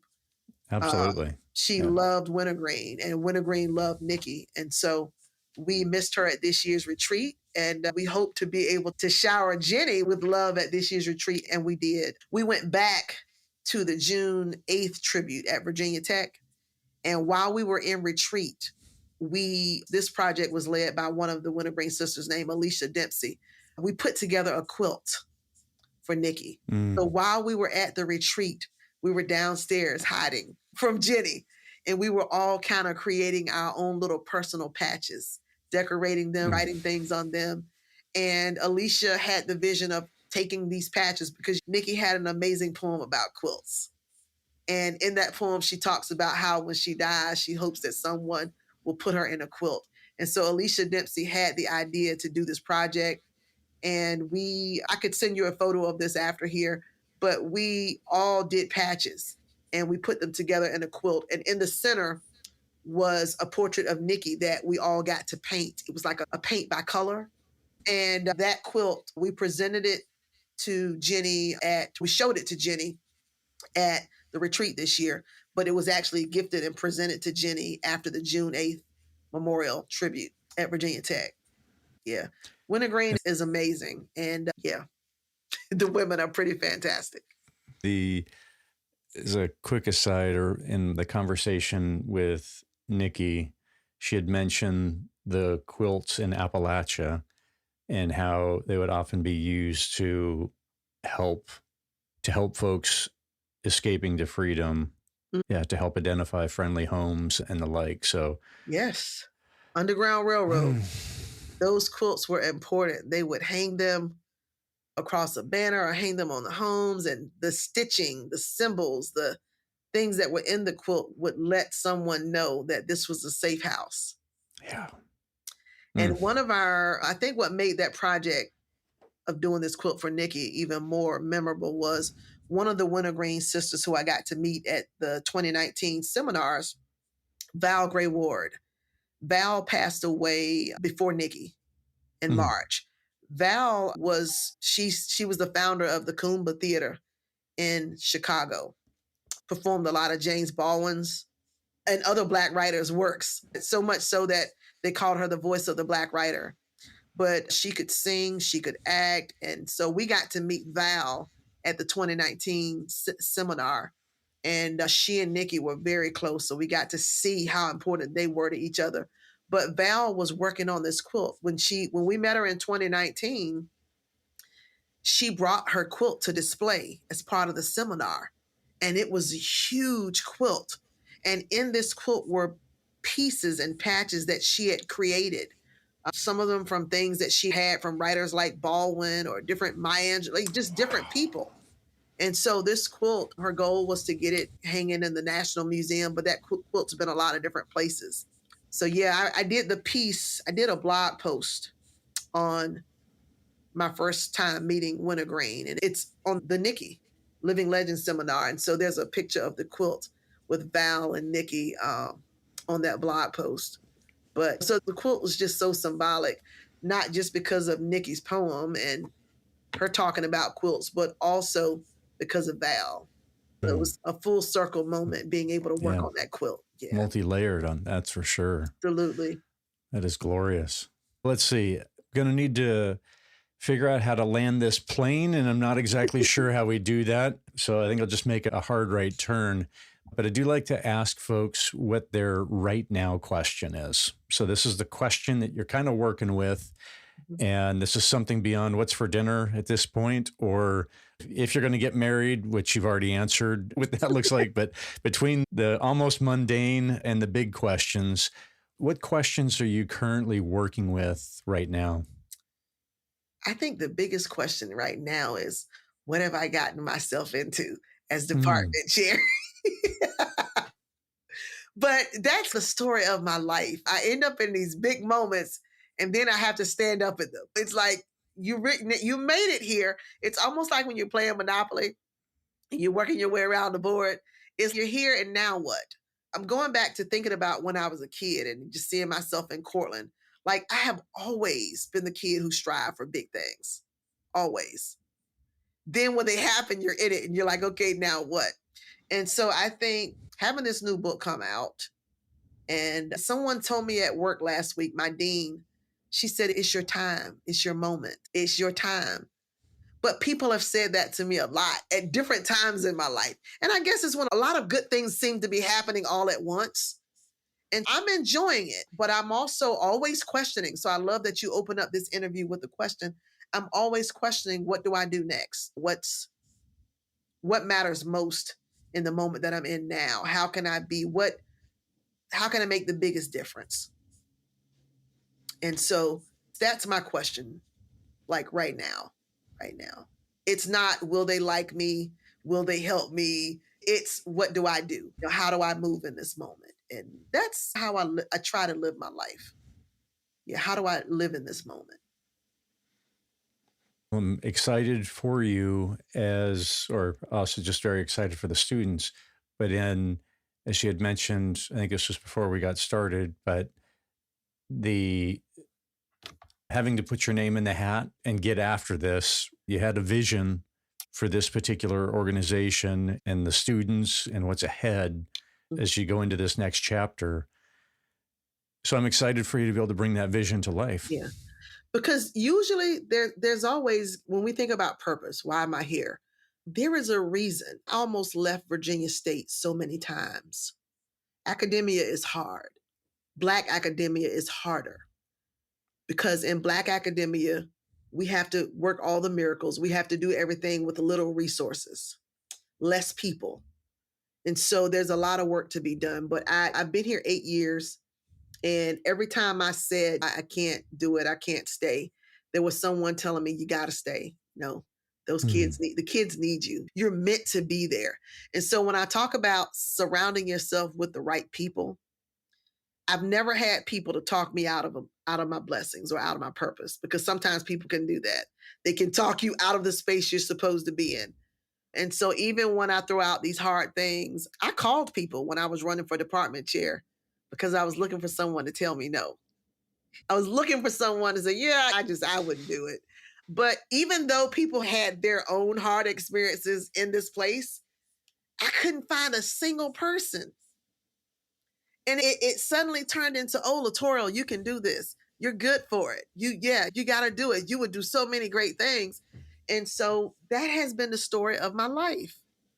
Even when I wanted to talk myself out of doing something, I'm surrounded by these people who say what Barack Obama said, yes, you can. Yes, you can. And so I'm living off of yes, you cans. I'm living off of my grandmother's yes, you can. My grandmother always said you can do anything you put your mind to. Okay. I don't know why parents tell children these things, but we believe them. And like for a good 20 years, I believed my grandmother when she said, you can do anything you put your mind to. Some things we find out cost money. But that is what parents do. That's what people who love you do. And so I'm just thankful that people have seen in me what I believe I came here to do. Yeah. And I don't think department chair is the last thing that I'll do. I think there will be other things. Yeah. I'm restless. I'm always looking for the next thing to do. I always tell my husband, when I slow down, I'm probably going to be leaving the earth. Because it's just not in me to not be. I always want to do something next. There's always something I want to do.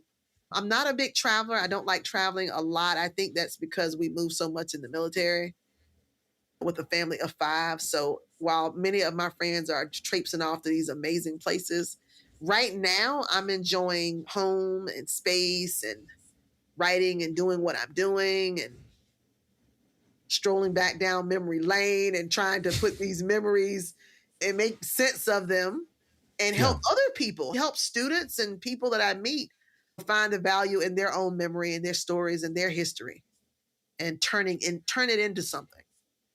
And so I feel like that's where I am in this moment. And what I'm hoping to do as department chair, we had meeting last week, we're hoping to revise and revamp within our department a theater program. We have some amazing talent in the department. We have authors and playwrights in this department, dancers at Virginia State who have their own dance companies. And so I'm trying to bring us all together and be at the forefront of taking our department into the 21st century. Yeah. Sounds like a bold vision. It's a good thing. It is. But have that poem that you like. Yes. If you want, we can go into that. Yes. Let's go ahead and do that. So the poem that you like was Like an Ancestor. And this is how it reads. Like an ancestor, we never knew. Your smile shined with southern sun's warmth. Your hands like honeybees were always busy as a city street, quiet as a country road, coming together, making memories and all the good times real. Your lips outlined a kind vernacular. A beauty lived in the lining of your tongue every time we laid eyes and ears on you. You never did grow old. With wisdom, style, and common sense, you gave life. Like oceans bearing in the tide, you came gathering life, giving life, praising God, every day bearing witness to storms, breaking ground, changing climate, whispering secrets to winds, taking everyone with you, leaving us somehow renewed. That is beautiful. So many people in that poem. And now I see why you like that poem, because anybody can identify with that poem. And I'm not just talking about my grandmother in that poem. It's my grandfather. It's every single person whose path crossed mine. It's my 8th grade teacher in whose class I won my first national writing contest. It's my 4th grade teacher who told the gifted educator leader in our county that I should be tested for our county's gifted program. I'll never forget that. The lady came to the classroom and asked for a single white student. And when my teacher, one of these Black teachers who had come out of this segregated education, when she found out, she was like, we have other students who need to be tested. And I was one of them. But because of moments like that, not just me, but other kids were not overlooked. And so in that poem, Like an Ancestor, that's what I'm leaning on. I'm leaning on all those people who are no longer with us, who were not family, but were like family, who took us in, who fed us, who nurtured us, who encouraged us, who inspired us, who pushed us and told us, yeah, you can go do this. And those were the kind of people that I had in my life. Those were the kinds. When my grandmother was not there, somebody else was there. And so that is what students need today. That is what not just students, but that's what everybody needs. You just need someone. Grey's Anatomy was one of my favorite shows. You need somebody who's your person, no matter where you are in whatever situation. And it's sad because there are a lot of people out there without people. There's a lot of people out there who don't have this community, this village that a lot of us had. And talk about writing in silo. There's people out there living and starving right now and drowning in their own anxiety and depression and aloneness. And so I always wish for people that they have a village, that they have somebody. And if that's me, then that's me. Yeah.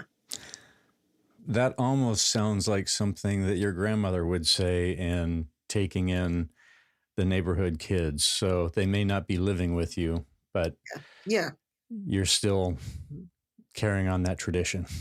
I think I've taken care of a lot of kids without bringing them into my home, because there's more ways than one to take care of a person. Kids need food. They need money. They need clothes. They need counseling. They need resources. They need someone to vouch for them. My husband and I have done all of those sorts of things over the 30 years we've been together. Those are the things that we try to teach our sons, to instill in them. Their lives have been a lot more privileged than ours. But at the end of the day, you want to be good people. You want your children to be good people. And it helps that we came from good people. That's quite a legacy to carry on. And we've been very blessed in the family area, because I have friends right now who don't have family. And though I take for granted having all these people that I'm attached to, I have a friend who lives in South Korea who always reminds me that you're so blessed you have family. And sometimes I'm thinking, oh, these people are getting on my nerves. But then there's her who wishes she had someone. And like, that's life. Indeed. Just to the point of Ancestor, it sounds like you're doing a marvelous job in being the ancestor to those that'll follow, right? And laying the groundwork of creating this community, creating a body of work, and seeking to bring about positive change. And so, yeah. My grandmother often thought about her own mortality. In fact, she talked about dying often. Almost sometimes we thought she was obsessed with it. She made sure, in one of the poems that I write, I talk about how she had these insurance policies and she paid them. But my grandmother talked about dying because she wanted us to be prepared. And when I look back, I like that because this whole book, Nursery Rhymes in Black, it was born out of grief. And I like that she talked about death often because I've seen death literally terminate people. They don't know how to deal with it. They don't know how to grieve. They don't know how to move on. And because my grandmother talked about death a lot, I talk about death and dying a lot with my own children. You need to know where the insurance policies are. You need to know what to do if something happens to your dad and me. Because if we never have those conversations with kids, I've seen kids who don't know what to do after after parents die. And thinking about your question in this poem, like an ancestor, one day I will be an ancestor. And I think a lot about the legacy that I want to leave. And there's a lot when I think about my life. But when I think about my life and me being an ancestor one day, I think about how I read the story of a Maya Angelou, how I read Toni Morrison's Bluest Eye or Maya Angelou's I Know Why the Caged Bird Sings. And even as a young person, I could see in the trajectory of their lives in their work. And so one day I'll be an ancestor, and I hope that young readers or just people in general will look at my life and say, wow, this was a life well lived, even. Amen. Lived to the fullest, but then they'll also take some of those qualities that I try to carry out. Yeah. Sounds like a beautiful plan. Yeah, life well lived. We're all going to be ancestors one day. Indeed. And I've even thought so far as what I want on my tombstone. In fact, I don't even know. I have a tendency to overdo things. And so there's so many things I want on my tombstone. I joke about this a lot with my kids. I say, I'm going to need a 3-day funeral. They think I'm crazy when I say these things. But I don't know. It's going to be interesting.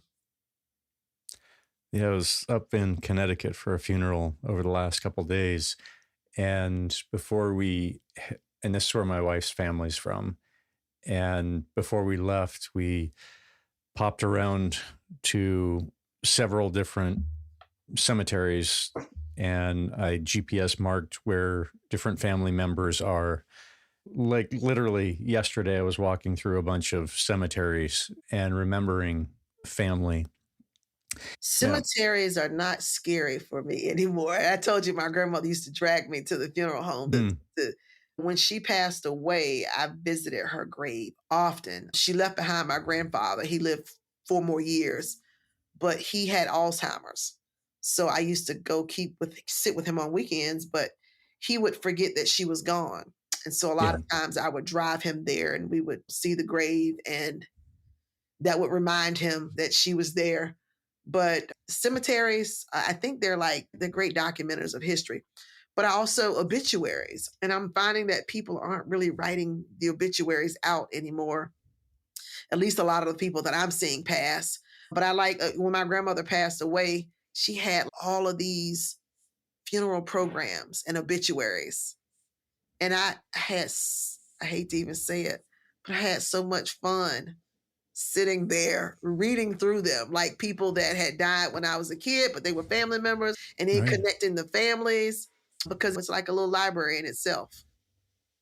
So I think that's a tradition that needs to be carried on. In the Black community, I'm seeing less and less obituaries written. I see these little one-liners. So-and-so passed away and this is that.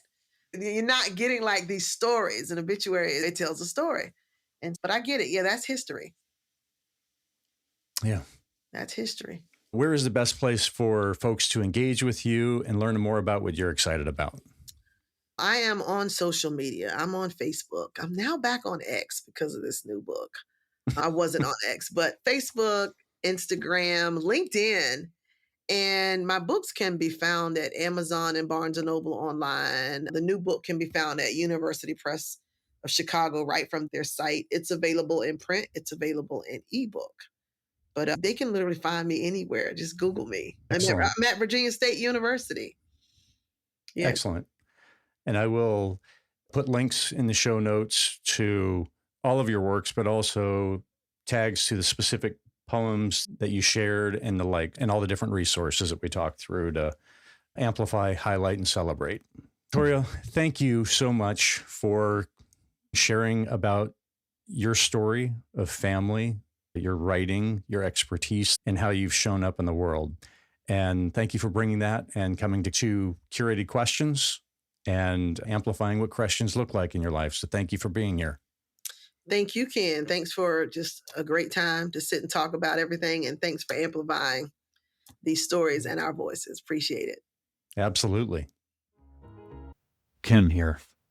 This conversation with Dr. Faison was rich in depth and breadth. Understanding the story behind the perpetual tenacity that has delivered many self-published books, earned a trove of accolades, and a doctorate is inspiring. This conversation is part of the continued legacy of poet Nikki Giovanni, who I am so grateful to have had the opportunity to meet and to be in conversation with. Yesterday, I met a listener who enjoyed the Nikki Giovanni conversation and immediately went out to purchase all of Nikki's children's poetry books to read to her daughter. I was deeply moved to hear the conversation that had introduced the newest generation to Nikki's beautiful work. As for this conversation with Dr. Latorial Faison, these are my 4 takeaways. What resonate with you? Number 1, from organizing pain to collective healing. She who loves must learn to organize pain. For Dr. Faison, storytelling, whether through poetry, research, or teaching, became a vessel for transforming suffering into meaning. By arranging personal experiences and inherited grief into a narrative, she not only found healing, but created spaces where communities can confront wounds together. Her collection, Nursery Rhymes in Black, exemplifies this, weaving family memory, cultural history, and honest truth-telling into an offering for collective reflection and restoration. Question: what pain in your life, if shaped into a story, might become a gift of healing for you and perhaps others? Number 2, from individual success to ancestral responsibility.